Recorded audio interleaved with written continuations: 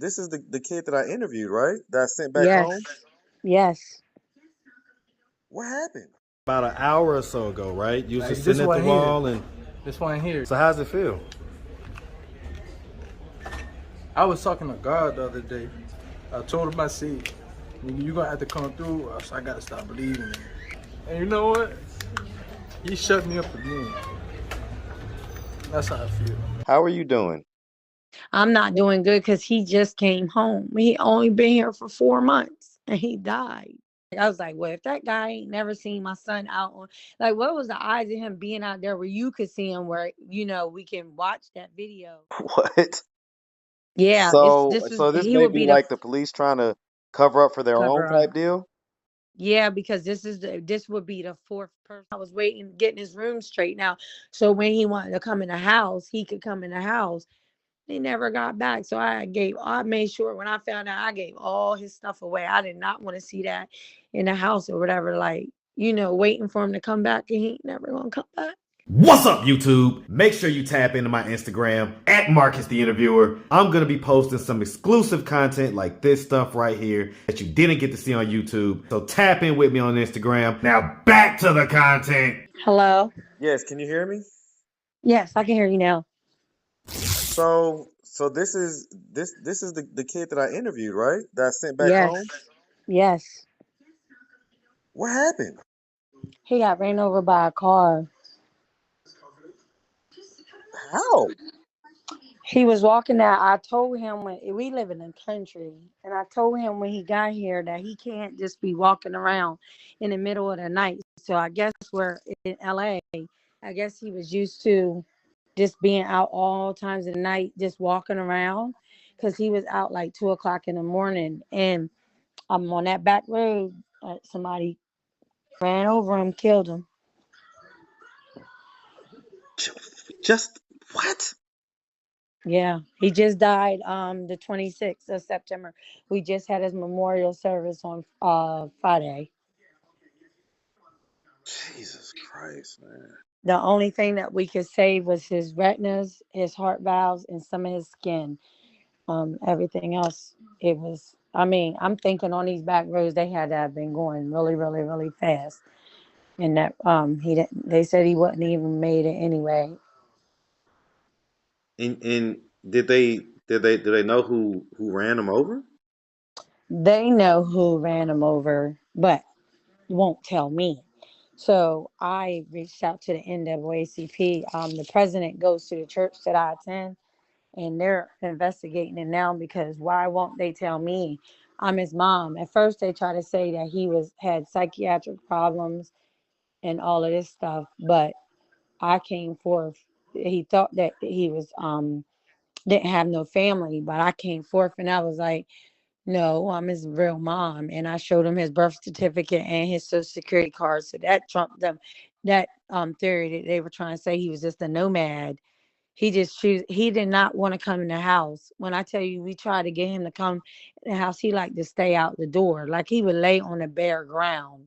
He just would not come in the house. And he just was like sleep any place, like behind the dumpster or at the McDonald's. He just roamed around all day long. So when I sent them to you guys, did he hmm ever transition to like being in the house or like what happened when he first got there? He acted a pure fool. I guess he was going through whatever he was going through, and he acted a pure fool. And remember, I called you and told you that it was a baby in the house. Mm-hmm. He kept having those like manic depressive situations, and he just was like having a fit. So I got him a tent because it's like where we live at, it's cool, he can stay in a tent. He didn't want to stay in a tent, so I let him come in the house. He drank the baby's milk, and I told him, you cannot drink this baby milk, this is for her. He didn't like that, so he tore the house up or whatever. I called the cops. So he was living down the road with some people he had met or whatever, where actually if you go there it's like a campsite where everybody is just out there or Right. whatever. But the thing is, when they did the toxicology report, he didn't have any drugs in his system. He just was just chilling, like he had really stopped doing drugs. Yeah. I mean, if you don't have any income, a lot of times, if you don't have any way of getting money, and if you're in a like you, because you live in South Carolina, right? Oh, North Carolina. North Carolina. So Uh-huh. is it kind of like in the sticks or whatever, or is it more like in the city type deal? It's in the sticks. Like it's the furthest store from us is maybe 10 miles, maybe about 7 miles down the road. Wow. He Yeah. walked So there every day. It's okay. different from California for sure.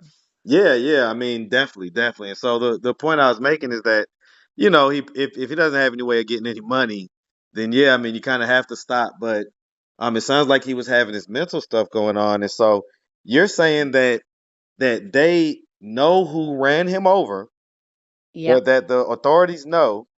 Did they charge anybody? Nope. They 'Cause- said because he on the death certificate it said he was standing in the road, but where they said they hit him when we went to the site, he was on the complete opposite side of the road. So how did they hit him? And then they said it was a curve. There's no curve. It's a straightaway. So I'm like, why is the story not matching up, and why don't I know who did it? They will not give me the police report or nothing. I only got the death certificate. So the NAACP is trying to get all of that stuff for me. Hmm. And they're trying to like, okay, so somebody slipped up and said it was the deputy that ran him over because he didn't see him. What? Yeah, it's So this is so this he may would be be the like the police trying to cover up for their own cover type up. deal? Yeah, because this would be the fourth person that they ran over. What? Yeah.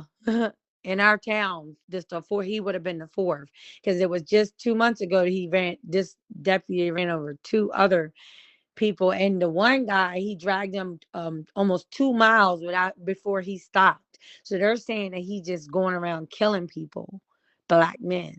Is he like drunk while he's doing this or something? Or Eh, well, the conspiracy theory is that where he was, where Derek was, that's where the spot, like where the drugs and all of that go down.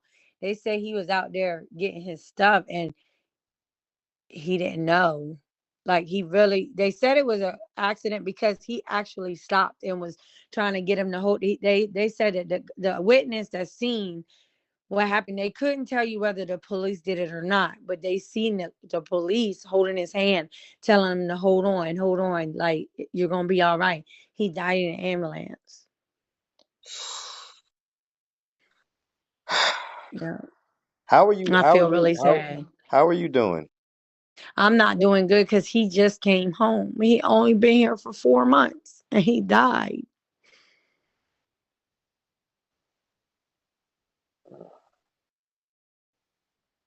And his dad refused to come see him. And then it just was like crazy. And I'm like, I thought that I was like, well, I bought him all new clothes and I was waiting, getting his room straight now. So when he wanted to come in the house, he could come in the house.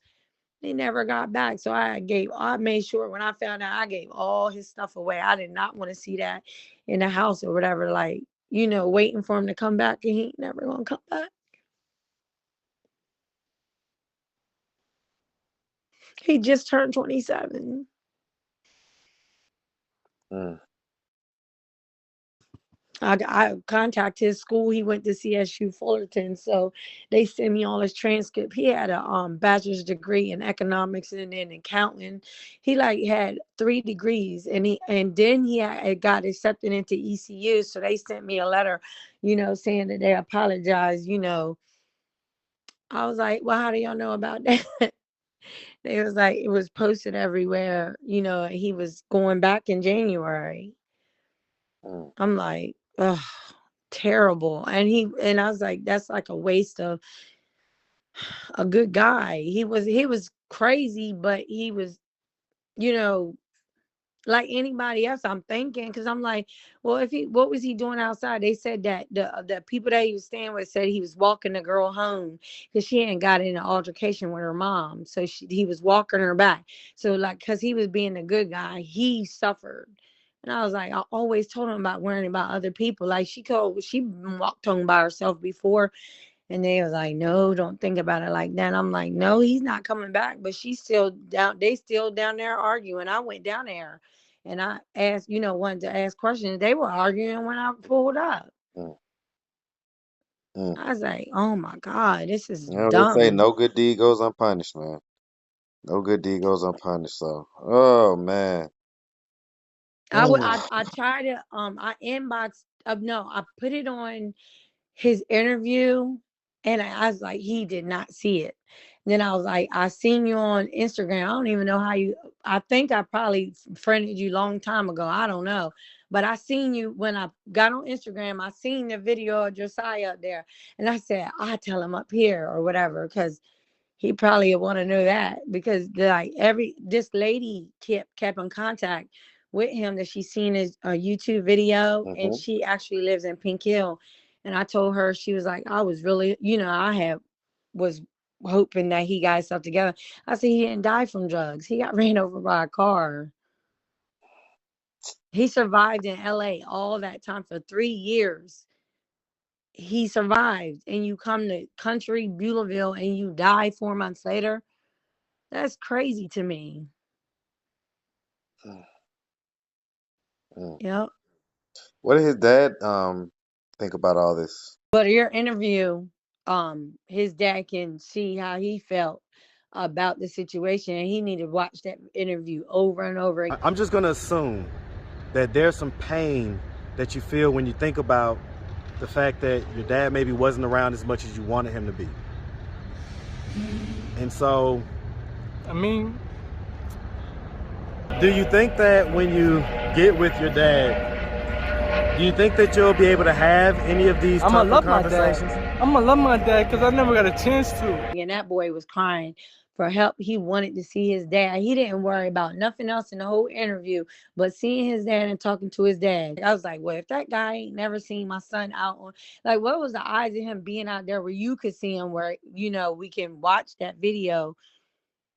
Basically, he ain't talk about nothing else when he got here. When he got here, he would just like go off, but that was because he was probably wanting to go do drugs. I don't know what he was thinking about when he got here. I don't I know. tell you, man. I tell you, sometimes I really do get chills, and goosebumps just thinking about, how random these interviews are. I promise you. It's That's like why you I say, look it's at just it's so Josiah. random. It's so random. You tell Josiah, look, get yourself together, brother, because it could happen to you. You living real dangerous and real reckless, and it's not promised the next day at all. It's so funny. Listen, the timing of what you just said is so crazy because I just got done telling him that.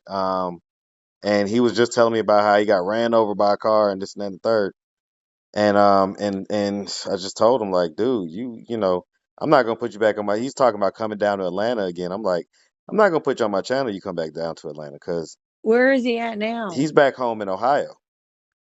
He's probably having a fit. He's probably so. What made him actually leave? Because I've been following him for a long time, like a while now. And then Um, after I got put on, yeah, I mean, the long and short of it is that he basically, well, a lot of people speculate that he left because he had the situation where he bit this girl's arm and she called the police. And so he may have had the police looking for him or whatever. And so he felt like, I guess, it was time to go.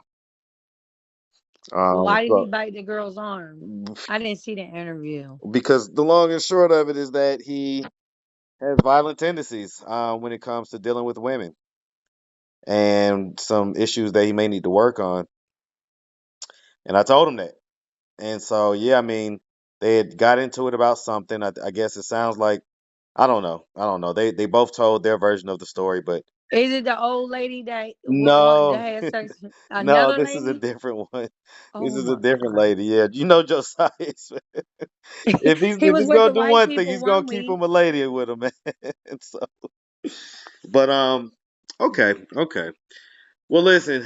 I'm not gonna hold you. I really am sorry, really, really sorry to hear about your son. And I know that it's only gonna go but so far, but for whatever it's worth, definitely have my condolences. Thank you. And so I wanted to ask, as far as just getting this out there, I know that you say that you was talking to the NAACP or whatnot. Did you want me to put this out there, like kind of get it out and, that way people can kind of know what's going on type deal? Yeah, you like I interviewed that young boy and tell him what happened to him or whatever, and they don't know who ran over him. But yeah, I think they should know that you live he lived dangerous all that long time and he died just as random like that. That's crazy to me. All right. Well, like I said, I ain't gonna hold you, and definitely have my condolences. And I hope that you can get whatever information that you need to get to kind of just have all of the information that you need to process this and um just kind of keep on moving.